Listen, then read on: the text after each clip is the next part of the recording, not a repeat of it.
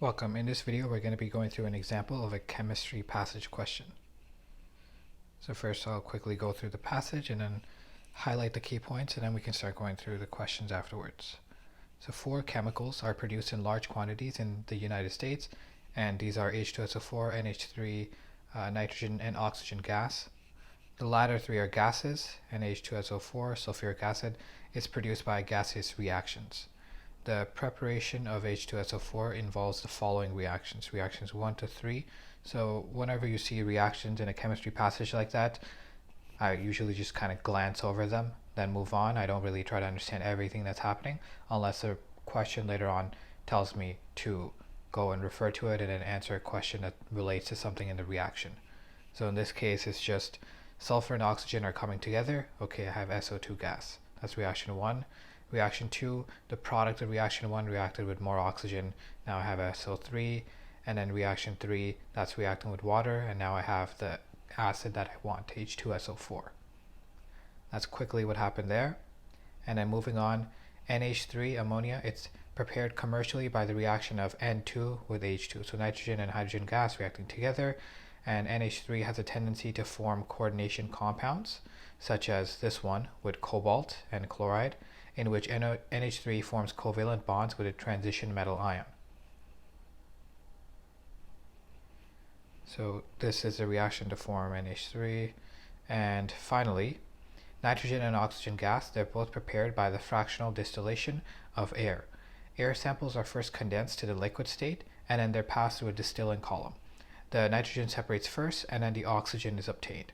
So, okay, I'll get to the nitrogen and oxygen part later on when there's a question that's related to it. Let's just jump into the first question. The question's number is 8. So this first question is the ability of NH3 to form coordination compounds with transition metal ions can best be accounted for by the fact that NH3 does what? So keep in mind, NH3 has a lone pair. And when you learned about coordinate bonds, you know that they happen between a transition metal, one that has extra empty d orbitals, and then something which has lone pairs to donate into that. So for example, if I had copper like this, copper ion, and then I had nitrogen with its lone pair, and then you got the 3 hydrogens. It's because it has a lone pair, copper has those extra orbitals that it can donate into. And then say I have like 3 more of these, so 4 of them in total. All of them are taking their lone pairs, they're acting as Lewis bases, and the transition metal is acting as a Lewis acid by accepting electrons. At the end, this is what I get. So 4 of those covalent bonds have formed, and they're covalent because there's actually electrons being shared.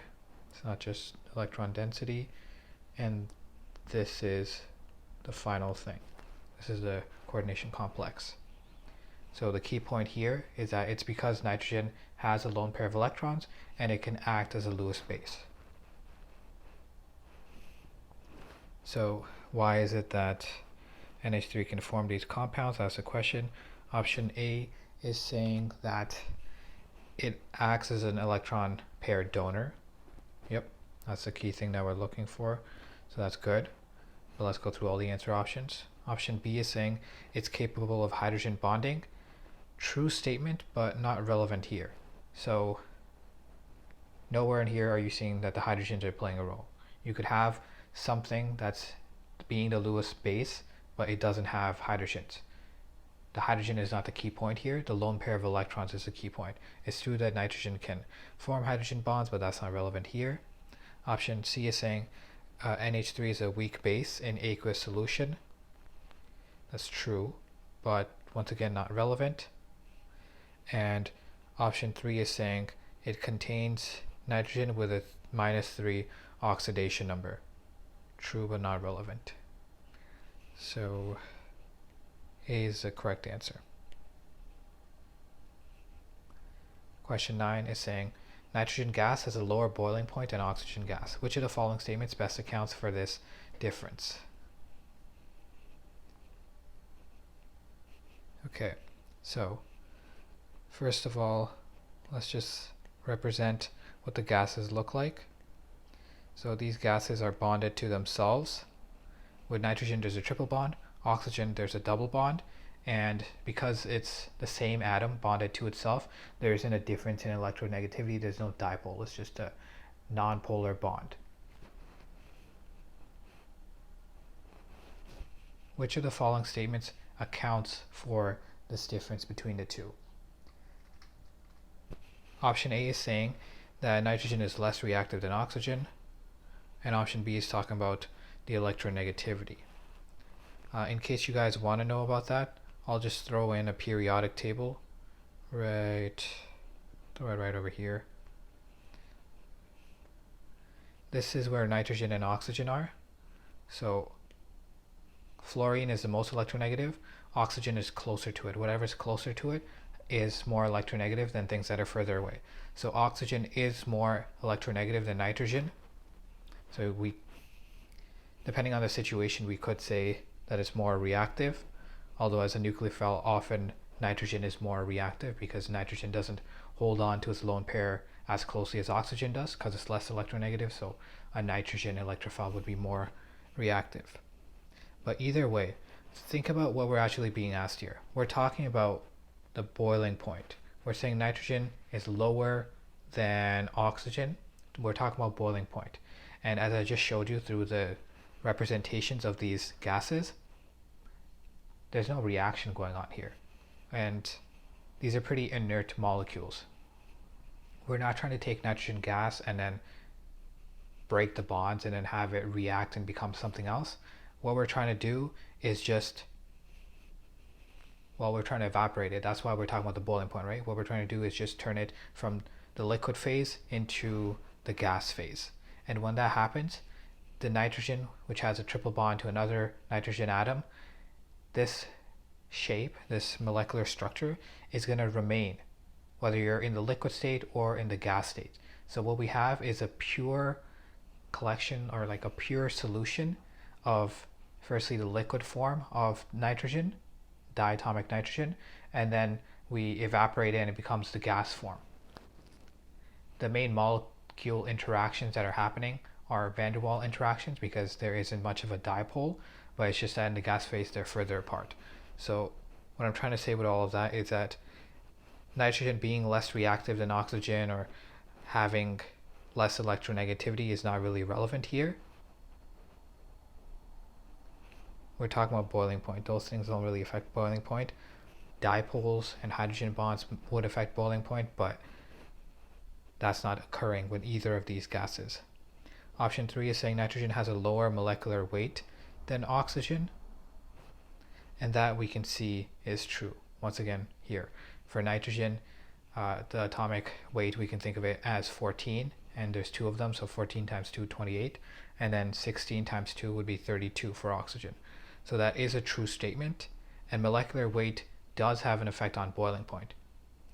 So boiling point is affected by intermolecular forces. So if I have a whole solution full of this diatomic nitrogen between two of the same things, what are the interactions that are happening? Because there isn't a dipole, it's mainly van der Waals forces that are occurring, and a higher molecular weight means that there's more of a substance. So more molecular weight means more interactions, more surface area, and more van der Waals. More van der Waals means more intermolecular forces, and those forces have to be broken up before you can separate those molecules from each other, and you need to separate them to get them from the liquid phase to the gas phase. So higher molecular weight means higher boiling point. So if nitrogen has a lower molecular weight than oxygen, that explains why its boiling point is lower. Finally, in option D, it says that nitrogen contains a triple bond while oxygen contains a double bond. It's a true statement, but it's irrelevant because, as I said before, even if like we were to go from the liquid phase to the gas phase, these double and triple bonds would still be there. We're not trying to break these bonds. We're not trying to undergo a reaction. So irrelevant statement. Option C is the correct one, and it actually answers the question and explains the situation. Moving on to question 10. When reaction 4 is in equilibrium, which of the following changes will cause more NH3 to form? So look at this reaction, now go back and study it in depth. It's at a state of equilibrium, so whenever the MCAT throws in that word, we're usually talking about Le Chatelier's principle, so stressing the equilibrium in one way to get it to shift to either the left or the right, and we want more of NH3. So coming over here to the reaction, we see that NH3 is a product. So what can we do to have more of the product? Well, this is under gaseous situations, gas conditions, okay? So keep that in mind. The first thing about Le Chatelier's principle is that whenever you stress a situation, when you stress the equilibrium, it's going to shift in a direction to counter that stress. So if I have, let's say 1 mole of nitrogen, 3 moles of the hydrogen, and then 2 moles, and then that's going to lead to 2 moles of the NH3. If I have it just under these basic conditions, if I do something like getting rid of the nitrogen, so getting rid of some of the reactant, then the equilibrium is going to shift this way to make sure that there's more of the nitrogen gas. So if I get rid of something, the equilibrium is going to shift in that direction to make more of it. So if I want more product, I could let me do that in red. I could reduce the amount of product, and then the equilibrium will shift this way to make more of the product. So that's one thing I could do. That's the most basic thing. The inverse is also true. If I added more of this, it's gonna go the other way. So it's just gonna do the opposite of what has happened. There's too much product now. Sorry, there's too much reactant. So we need more product. And remember that I mentioned that this is under gaseous conditions. With gases, there's an additional thing to consider, which is pressure and volume. So if you increase the pressure of the container that this reaction is taking place in, then that means that we have more molecules that are bouncing around and hitting the wall, and this is just like a stressful situation, right? So to reduce the pressure, what would happen is that the equilibrium will shift towards the sides with fewer moles. Because if you have fewer moles, you can think of that as fewer molecules that are bumping around, and so the effect of that pressure is reduced. On the left side here, we have 1 and then these 3 moles, so there's 4, versus on the right there are 2. So if I were to increase pressure, and remember this is increasing pressure, okay? If I was to increase pressure, then the equilibrium would shift towards the sides with fewer moles, so then it would go towards the product. So those are some of the things that I can do. I can decrease the amount of the product, I can increase the amount of the reactants, or I can increase pressure. And to increase pressure, another thing that you could do is to decrease volume, because pressure and volume are inversely related. So you might see the answer option as either increase pressure or decrease volume. Now let's go to the answer options. Option A is saying that I could add more hydrogen gas, and this would work. Because if I go back here, you can see that hydrogen gas is a reactant. If I add more of the reactant, this goes up. To counter that, the reaction goes to the opposite side, which is towards the products. That could work. Option 2 over here is saying a decrease in pressure. Because it said decrease, that's the opposite direction. If it said increase, that would make sense. If you decrease pressure, you're going to go to the side with more moles, so you're going to go towards the reactants. Option C is talking about an increase in temperature. That's something I haven't discussed yet, but if you look at the reactions, in all of them pretty much in this passage, they gave us the enthalpy of the reaction as well. Positive means that you have to put in energy in the form of heat to get the reaction to overcome the activation barrier and proceed. But if it's negative enthalpy, that means that heat is being released, so you can kind of think of heat as a product of the reaction, and then just think about it in normal Le Chatelier's terms. If I were to increase the temperature, I have more of a product, so the equilibrium is going to shift in the opposite direction. It's going to go towards reactants, which means all of the products are going to decrease in the amount that has been formed, so NH3 also goes down, and that's not what we want. So increase in temperature, no. If it's a decrease, then sure, but the increase part makes it an incorrect answer. Finally, option D is also incorrect. They're saying adding a catalyst. Is that going to cause more NH3 to form? No. The key thing that you should always keep in mind with catalysts is what they do affect and what they don't affect. They affect the reaction rate, which means that they'll get you to the equilibrium state faster. So if it takes like an hour or something for the NH3 to form, they can reduce that depending on how much you add. So they could maybe make it take half an hour, for example. They increase the rate at which you get towards the end of the reaction when you reach the equilibrium state, but they won't change where the equilibrium lies. So they won't make more of the product. They'll just help you get to the same amount of product faster. So only option A would give us more NH3. Now moving on. Question 11, talking about fractional distillation of air. The nitrogen separates before the oxygen. Here, I guess I should have done it earlier when we were talking about the passage, but I didn't want to give you too much information. So I'll talk about it right now. I just want to discuss what's going on with fractional distillation. That's the method that they said has been used to separate nitrogen and oxygen. So in this, essentially what's happening is, let's look down here, there's a Bunsen burner. So there's a flame, and what we care about is in liquid form over here inside the flask. When it gets heated up, if you have two compounds, like the nitrogen and oxygen, whichever one has a lower boiling point will start to evaporate, and then it'll go up and through the column. And in the fractionating column, you see all these different lines, all these different fractions. Those are points at which it's a bit cooler than what was there at the bottom. It's too hot at the bottom, which is why the compound went from liquid to gas, but it's cooler in all of these glass fractions that are inside the column. So once again, the liquid is going to evaporate, and then eventually it's going to get hot enough that the liquid is going to condense, and you're going to see droplets forming on these different fractions, and then it's going to get hot and it's going to evaporate again. So all these different fractions increase the surface area, and we're getting multiple condensations and evaporations until eventually what you should get is a pretty pure amount of the one with the lower boiling point coming out first.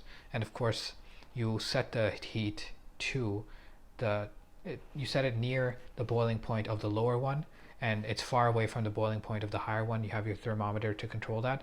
So you're getting mainly the lower boiling point compound evaporating first. It evaporates, the gas comes in here, it comes through the condenser, and there's water coming in and going out, so it's cool in here, and this is where it condenses. And then you're collecting first the nitrogen in here, then you increase the temperature, you change the collection beaker, and then you start collecting the oxygen, and you should get pure forms of both of the things you're collecting. So that's what's going on with the fractional distillation, just in case you were confused and you wanted a quick reminder. Now, question 11 is saying, in the fractional distillation, nitrogen separates before the oxygen because of what? So if you look at the question that I answered before, which was question 9 over here, the second question in this passage, I pretty much covered the main differences between oxygen and nitrogen gas. It's asking us, why does the nitrogen come before the oxygen comes out? Well, if you understand what's going on in fractional distillation, you know that the thing with the lower boiling point is going to come out first. So that's what option D is saying. Nitrogen has a lower boiling point than oxygen, that's why it came out first. Just like with the previous question, question 9, A and B are irrelevant. It doesn't matter about reactivity or electronegativity. What we care about is a boiling point. So in fractional distillation, these two things, it doesn't matter. If we have a pure amount of some compound, these two things are not going to affect which one comes out first. And finally, option C is saying, the whole triple bond, double bond thing. In both the liquid and the gas states, they're still going to have those bonds. Those bonds don't have a super significant effect on the boiling point. They're both linear compounds, so the amount of bonds, like 2 versus 3, is not going to make a huge difference. So D is the clearest answer. It's a pretty simple one too. Now finally, question 12, last question of this passage. Say we have 36 grams of sulfur, 32 grams of oxygen, and we're looking at reaction 1. Which of these is the limiting reagent? So first of all, what's the limiting reagent?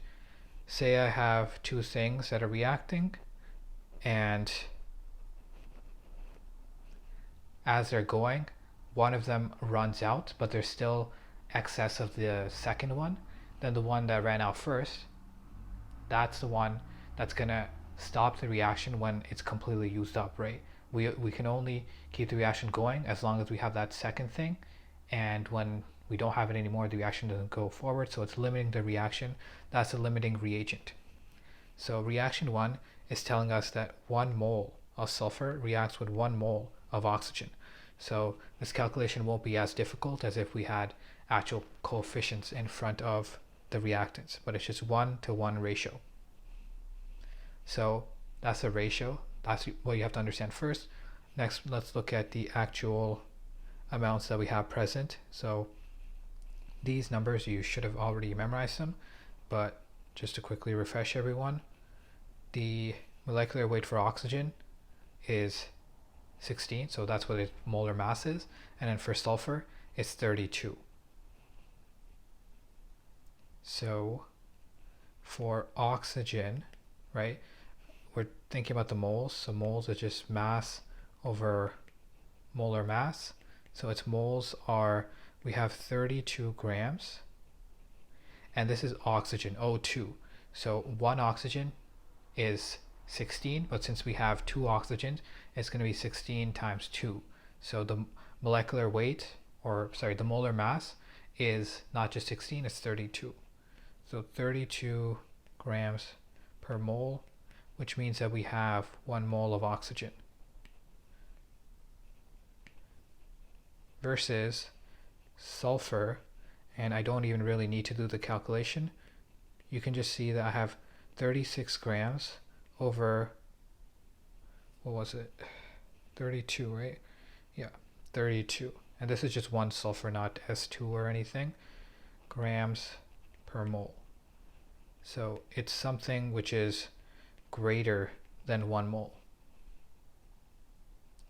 So what I'm seeing is I have 1 mole of oxygen, and then I have more than 1 mole of sulfur, and the way in which they react is a 1-to-1 ratio.